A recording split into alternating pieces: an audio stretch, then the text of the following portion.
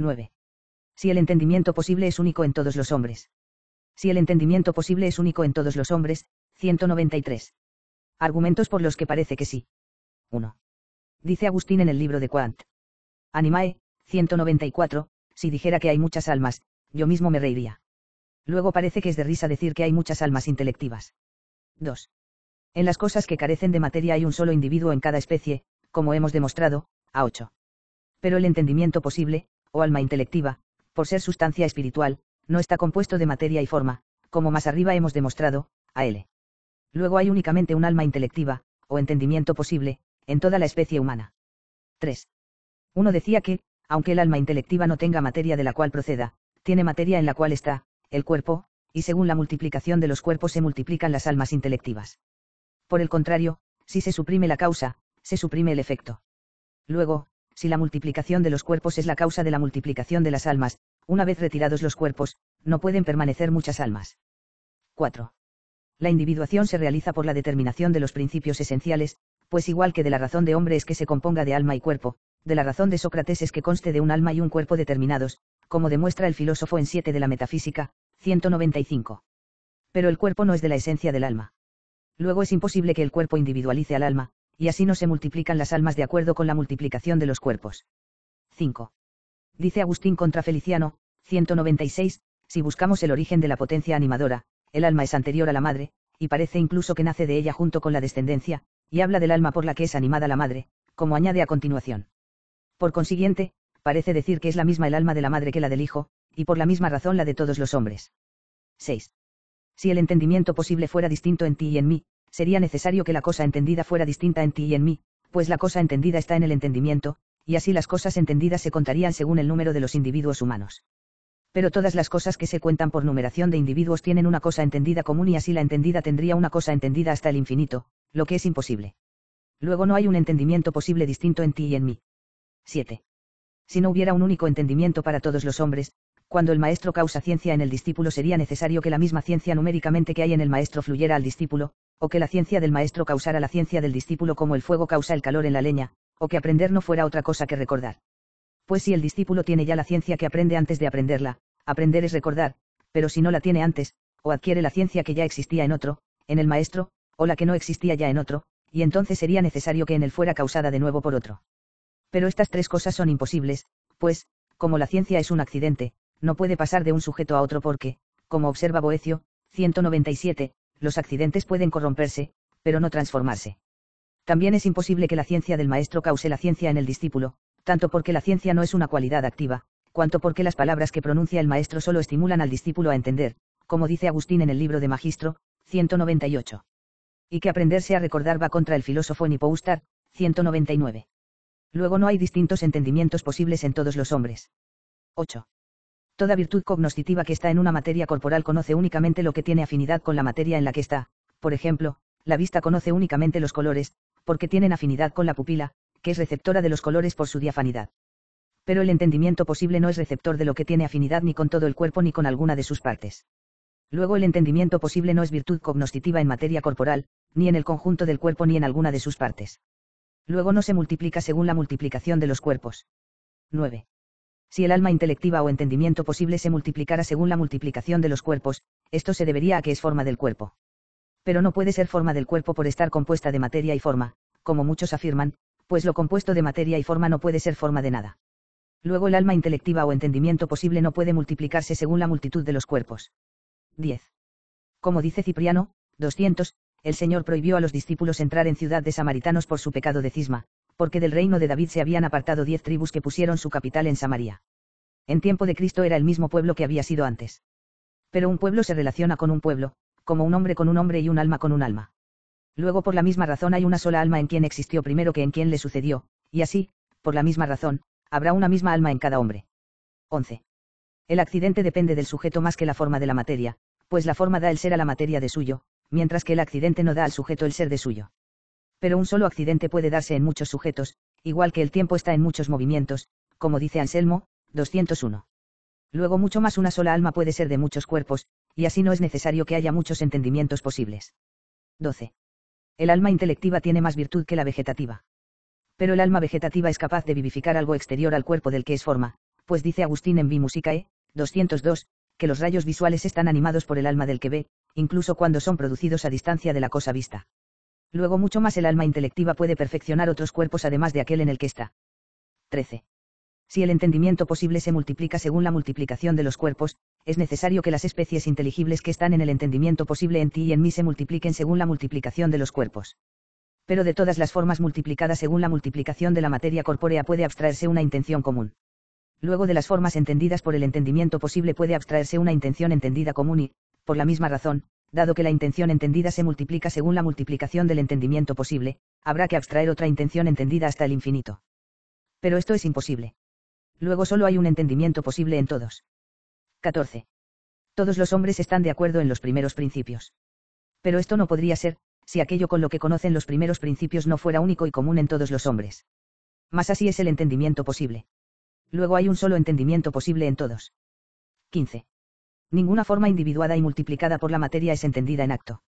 Pero el entendimiento posible, cuando entiende en acto, es entendimiento en acto, y el entendimiento en acto es lo entendido en acto, como se dice en 3 de Anima, 203, igual que el sentido en acto es lo sentido en acto. Luego el entendimiento posible no está individuado ni multiplicado por la materia corporal, y así es uno solo en todos. 16. Lo recibido está en lo receptor según la capacidad de lo receptor. Pero las especies inteligibles están en el entendimiento como entendidas en acto y no como individuadas por la materia. Luego el entendimiento posible no es individuado por la materia, y por consiguiente tampoco se multiplica por la multiplicación de la materia corporal. 17. También el entendimiento posible de Sócrates o de Platón entiende su esencia, puesto que el entendimiento se refleja sobre sí mismo, luego la esencia misma del entendimiento posible es entendida en acto. Pero ninguna forma individuada y multiplicada por la materia es entendida en acto. Luego el entendimiento posible no se individualiza ni multiplica por la materia corporal, y así resulta que el entendimiento posible es uno único en todos. Pero en contra está que se dice en Apax 7,7, después de esto vi una muchedumbre inmensa que nadie podía contar. Pero esa muchedumbre no era de hombres vivientes corporalmente, sino de almas desligadas del cuerpo. Luego hay muchas almas intelectivas, y no solo ahora mientras están unidas al cuerpo, sino también desligadas de los cuerpos. 2. Dice Agustín contra Feliciano, 204, imaginemos, como quieren muchos, que en el mundo hay un alma común, y añade a continuación, cuando proponemos esas cosas, afirmamos lo que hay que rechazar. Luego es improbable que haya una alma sola para todos. 3. El alma intelectiva está unida al cuerpo humano más que su motor al cuerpo celeste. Pero el comentador dice en 3 de Anima, 205, que, si hubiera muchos cuerpos móviles, habría muchos motores en las esferas celestes. Luego, con más razón, dado que hay muchos cuerpos humanos, habrá muchas almas intelectivas y no solo un entendimiento posible. Respuesta. Hay que decir que para aclarar esta cuestión es necesario precisar primero qué entendemos por entendimiento posible y agente. Debemos saber que Aristóteles, 206, pensó en el entendimiento por semejanza con los sentidos. En el ámbito de los sentidos, como advertimos que unas veces sentimos en potencia y otras en acto, es necesario poner en nosotros una virtud sensitiva por la que llegamos a ser sensientes en potencia, que debe estar en potencia para las especies sensibles y no tener en su esencia ninguna de estas especies en acto. De lo contrario, si los sentidos tuvieran lo sensible en acto, como algunos filósofos antiguos afirmaron, se seguiría que siempre seríamos sensientes en acto. De modo semejante, dado que advertimos que unas veces entendemos en acto y otras en potencia, es necesario poner una virtud por la que seamos inteligentes en potencia, que en su esencia y por naturaleza no tenga ninguna de las naturalezas de las cosas sensibles que podemos entender, sino que esté en potencia para todo. Y por eso lo llamamos entendimiento posible, como los sentidos, cuando están en potencia, podrían llamarse sentidos posibles. Ahora bien, el sentido que está en potencia pasa a estar en acto mediante lo sensible en acto, que está fuera del alma, por eso no hace falta poner un sentido agente. Y así tampoco sería necesario poner un entendimiento agente si los universales, que son los inteligibles en acto, subsistieran de suyo fuera del alma, como afirmó Platón. Pero, puesto que Aristóteles afirmó que solo subsistían en las cosas sensibles, que no son inteligibles en acto, fue necesario poner una virtud que hiciera inteligibles en acto a los inteligibles en potencia, abstrayendo de la materia y de las condiciones individuantes las especies de las cosas, y esta virtud recibe el nombre de entendimiento agente. Pues bien, acerca del entendimiento posible afirmó Averroes, 207, en Commentum 3 de Anima que sería una sustancia entitativamente separada de los cuerpos humanos, pero que se uniría con nosotros mediante los fantasmas, y además que habría un único entendimiento posible para todos. Es fácil ver que esta postura es contraria a la fe, pues suprime los premios y los castigos de la otra vida, pero debemos demostrar que ese planteamiento es de suyo imposible mediante los principios verdaderos de la filosofía. Hemos demostrado más arriba, a 2, cuando tratábamos de la unión de la sustancia espiritual con el cuerpo, que se seguiría, según esa opinión, que ningún hombre particular entendería nada. Pero aunque concedamos, por favorecer la discusión, que algún hombre particular pudiera entender mediante un entendimiento separado así, se seguirían tres inconvenientes, si se acepta que todos tienen un único entendimiento posible, con el que todos entienden. Primero, porque no es posible que una sola virtud tenga simultáneamente y de una vez acciones distintas respecto al mismo objeto. Ahora bien, sucede que dos hombres distintos entienden el mismo inteligible simultáneamente y de una vez. Luego, si ambos entienden mediante un único entendimiento posible, se seguirá que ambos tienen una y numéricamente idéntica operación intelectual, como si dos hombres vieran por un único ojo, se seguiría que ambos tendrían la misma visión, pero esto es claro que es del todo imposible. Y no se puede decir que mi entender es distinto del tuyo por la diversidad de los fantasmas, porque el fantasma no es entendido en acto, sino lo que se abstrae de él, que se llama palabra. Por eso, la diversidad de fantasmas es extrínseca a la operación intelectual y, por tanto, no puede diversificarla. Segundo, es imposible que sea numéricamente uno en los individuos de la misma especie aquello por lo que reciben la especie, pues si dos caballos coincidieran en algo numéricamente idéntico, por lo cual recibieran la especie de caballo, se seguiría que los dos caballos serían uno solo, y esto es imposible. Por eso se dice en 7 de la Metafísica, 208, que los principios de la especie, cuando están determinados, constituyen al individuo, así si de la razón de hombre es que conste de alma y cuerpo, de la razón de este hombre es que conste de este cuerpo y esta alma. De ahí que sea necesario que los principios de una especie se diversifiquen en muchos individuos de la misma especie. Ahora bien, conocemos aquello de lo que se recibe la especie por la operación propia que acompaña a la especie, así juzgamos que es oro verdadero lo que tiene el comportamiento propio del oro. Pero la operación propia de la especie humana es entender, de ahí que el filósofo establezca en esta operación la felicidad última del hombre en Etic, 209. Mas el principio de esta operación no es el entendimiento pasivo, es decir, la fuerza cogitativa o la fuerza apetitiva sensitiva, que de algún modo participan de la razón, pues estas fuerzas solo funcionan mediante un órgano corporal, mientras que entender no puede hacerse mediante un órgano corporal, como se demuestra en 3 de Anima, 210. Así resulta que el entendimiento posible es aquello con lo que este hombre concreto recibe la especie humana, y no el entendimiento pasivo, como imagina Averroes, 211. Resulta, por tanto, que es imposible que el entendimiento posible sea único en todos los hombres. Tercero, si el entendimiento posible fuera único para todos los que existen y existieron, este entendimiento no recibiría las especies abstraídas de nuestros fantasmas, porque dado que ya nos han precedido muchos hombres que entendieron muchas cosas, se seguiría que, respecto a todas esas cosas que llegaron a saber, ese entendimiento estaría en acto y no en potencia para recibir, pues nada recibe lo que ya tiene. Y de esto se seguiría además que, si nosotros entendemos y sabemos mediante el entendimiento posible, nuestro saber sería simplemente recordar. Aunque también parece completamente absurdo que el entendimiento posible, si es una sustancia entitativamente separada, pase a estar en acto mediante fantasmas, puesto que los entes superiores no necesitan de los inferiores para su propia perfección, pues lo mismo que sería absurdo decir que los cuerpos celestes se perfeccionan en acto recibiendo algo de los cuerpos inferiores, igual, y mucho más, es imposible que una sustancia separada se perfeccione en acto recibiendo de los fantasmas. También es claro que esta opinión choca con las palabras de Aristóteles. Cuando comienza a investigar acerca del entendimiento posible, enseguida lo llama parte del alma, cuando dice, 212, aquella parte del alma, con la que el alma conoce y sabe. Cuando quiere aclarar su naturaleza, comienza con una duda, si la parte intelectiva se puede separar de las demás partes del alma realmente, como afirmó Platón, o solo racionalmente, y esto es lo que dice, 213, ya sea algo separable, ya sea no separable en cuanto a la magnitud, pero sí en cuanto a la razón. De lo que se desprende que tanto una alternativa como la otra respetarían su opinión acerca del entendimiento posible. Pero no se sostendría que estuviera separado solo en cuanto a la razón, si la postura anterior fuera verdadera. Luego esa opinión antedicha no es el parecer de Aristóteles. Incluso un poco después, 214, añade que el entendimiento posible es con lo que el alma opina y entiende, y muchas cosas semejantes, con lo que claramente da a entender que el entendimiento posible es algo del alma y no una sustancia separada. Respuesta a los argumentos. 1. Agustín piensa que es de risa afirmar que hay muchas almas para los hombres, siempre que éstas difieran en número y en especie y, sobre todo, según la opinión de los platónicos que, por encima de todas las cosas de una misma especie, establecieron algo común subsistente. 2. Los ángeles no tienen materia de la cual procedan ni materia en la que estén, en cambio el alma sí tiene materia en la que estar, y por eso los ángeles no pueden ser varios de la misma especie, mientras que las almas sí pueden ser muchas de la misma especie. 3. El cuerpo se relaciona con el ser del alma como con su propia individuación, porque cada cosa es una y ente según lo mismo. Ahora bien, el ser al alma le viene cuando se une al cuerpo, unida al cual constituye una única naturaleza, de la que una y otro son partes. No obstante, por ser el alma intelectiva una forma que trasciende la capacidad del cuerpo, tiene su ser elevado sobre el cuerpo, por lo que aunque se destruya el cuerpo, sigue existiendo el alma. E igualmente, las almas se multiplican según los cuerpos, pero siguen siendo muchas aunque se separen de ellos. 4. Aunque el cuerpo no es de la esencia del alma, el alma según su esencia tiene relación al cuerpo, por cuanto le es esencial a ella ser forma del cuerpo, por eso, en la definición del alma entra el cuerpo. Por tanto, lo mismo que de la razón del alma es que sea forma de un cuerpo, de la razón de esta alma, en cuanto es esta alma, es que tenga relación con este cuerpo. 5. Agustín habla ahí suponiendo la opinión de quienes afirman que hay una sola alma universal, como se desprende de lo anterior. 6. Parece que este argumento es el más fuerte para Averroes, 215, quien afirma que si el entendimiento posible no fuera único para todos, se seguiría que la cosa entendida se individualizaría y contaría según la individuación y el número de los hombres singulares, y así sería entendida en potencia pero no en acto.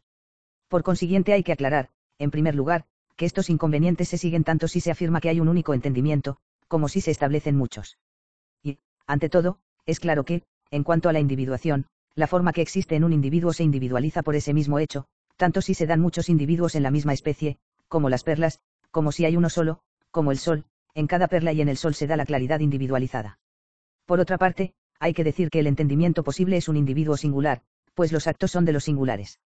En consecuencia, tanto si hay uno solo en una especie, como si hay muchos, la cosa entendida se individualizará en él por el hecho mismo de estar en él. Ahora bien, en cuanto a la multiplicación, es claro que aunque no haya muchos entendimientos posibles en la especie humana, sí hay muchos entendimientos en el universo, muchos de los cuales entienden una misma cosa. Luego permanece la misma duda, si la cosa entendida es una o muchas en distintos entendimientos, y, por consiguiente, no se puede probar su postura con esto, porque aun admitiendo su planteamiento, permanecen los mismos inconvenientes. En consecuencia, para hallar la respuesta hay que advertir que, si es conveniente hablar del entendimiento en comparación con los sentidos, como hace Aristóteles en 3 de Anima, 216, es necesario decir que la cosa entendida no se relaciona con el entendimiento posible como la especie inteligible con la que el entendimiento pasa a acto, sino que la especie se comporta como el principio formal con el que el entendimiento entiende. Lo entendido o cosa entendida se comporta como lo constituido o formado por la operación del entendimiento, tanto si se trata de una entidad simple, como si de la composición y división de proposiciones.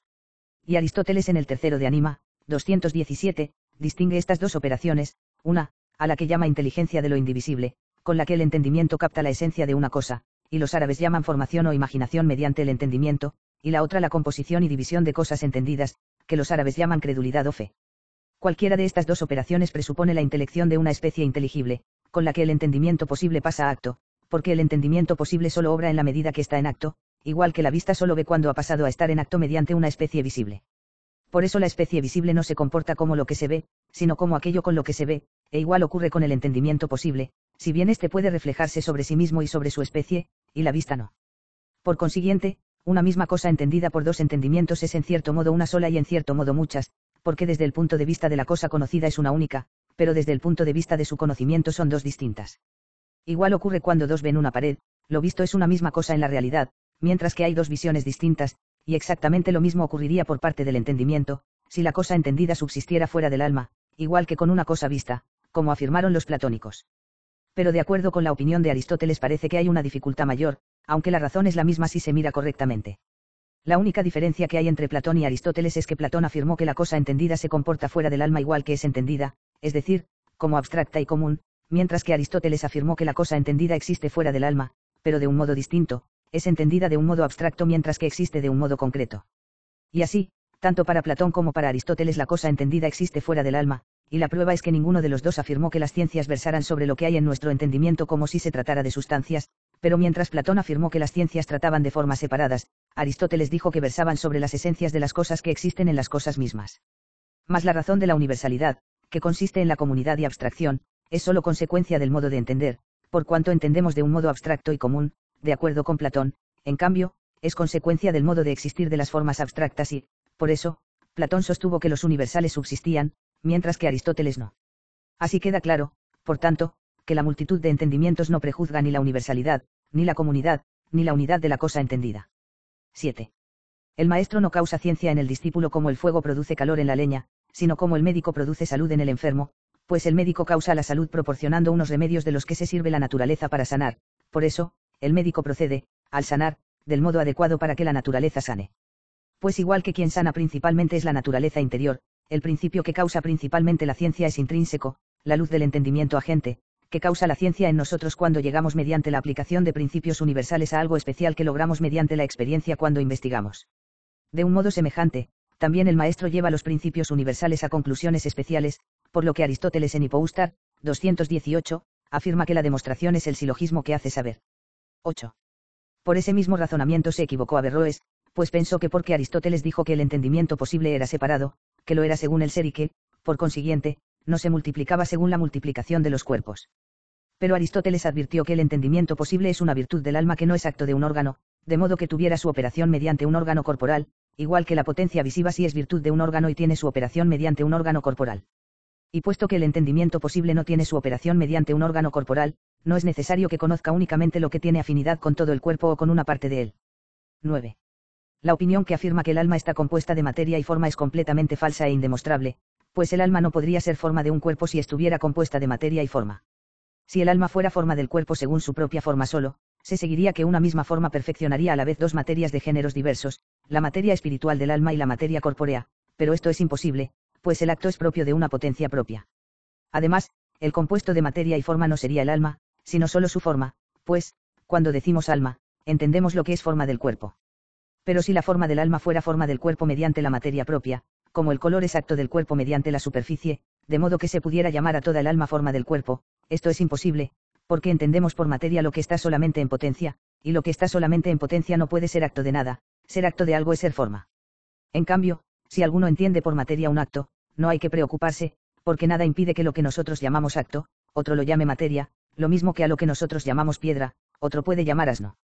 10. Lo mismo que el río Sena no es este río por el agua que fluye actualmente, sino por su origen y su cauce, por eso lo consideramos siempre el mismo río aunque sea otra el agua que fluye, igual ocurre con un pueblo, que es el mismo no por la identidad del alma o de los hombres, sino por su hábitat, mejor, por tener las mismas leyes y el mismo modo de vivir, como dice Aristóteles en 3 Polit, 219. 11. El tiempo, como un accidente con el sujeto, se relaciona únicamente con un solo movimiento, con el movimiento del primer móvil que mide todos los demás movimientos. Con los otros movimientos se relaciona como la medida con lo medido, igual que el codo se relaciona con la vara de madera como con el sujeto, y con el paño medido con la vara únicamente como con lo medido, por eso no se sigue que un accidente esté en muchos sujetos. 12. En realidad de verdad, la visión no se produce mediante rayos enviados al exterior, sino que Agustín lo dice siguiendo la opinión de otros. No obstante, aceptado eso, el alma no animaría los rayos emitidos al exterior como cuerpos extraños, sino como prolongaciones de su propio cuerpo. 13. La cosa entendida solo se individualiza y se multiplica por parte de la operación intelectual, como se desprende de lo dicho. No hay, pues, inconveniente en que de una cosa entendida, en cuanto es entendida, aún se extraiga otra cosa entendida sin más, igual que de un inteligente concreto se abstrae el entendimiento sin más.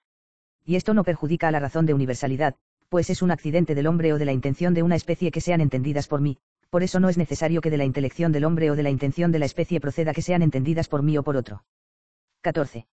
El acuerdo en los primeros principios no está producido por la unidad del entendimiento posible, sino por la semejanza de la naturaleza, por la que todos estamos inclinados a lo mismo, igual que todas las ovejas están de acuerdo en considerar al lobo como enemigo y, no obstante, nadie dirá que en ellas hay un alma sola.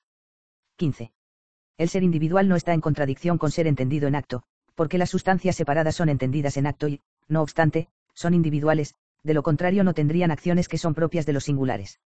El ser material, en cambio, si está en contradicción con ser entendido en acto, por eso las formas individuales que se individualizan por la materia no son entendidas en acto, sino solo en potencia. Ahora bien, el alma intelectual no se individualiza por la materia de modo que se convierta en forma material, sobre todo en cuanto al entendimiento por el que trasciende la proporción de la materia corporal, sino que, como hemos dicho, se individualiza por la materia corporal en cuanto que tiene inclinación a ser forma de un cuerpo concreto. Y por eso nada impide que el entendimiento posible de un hombre singular sea lo entendido en acto, y lo mismo todo lo que se recibe en él. 16 a 17. Y con esto queda aclarada la respuesta a los dos argumentos siguientes.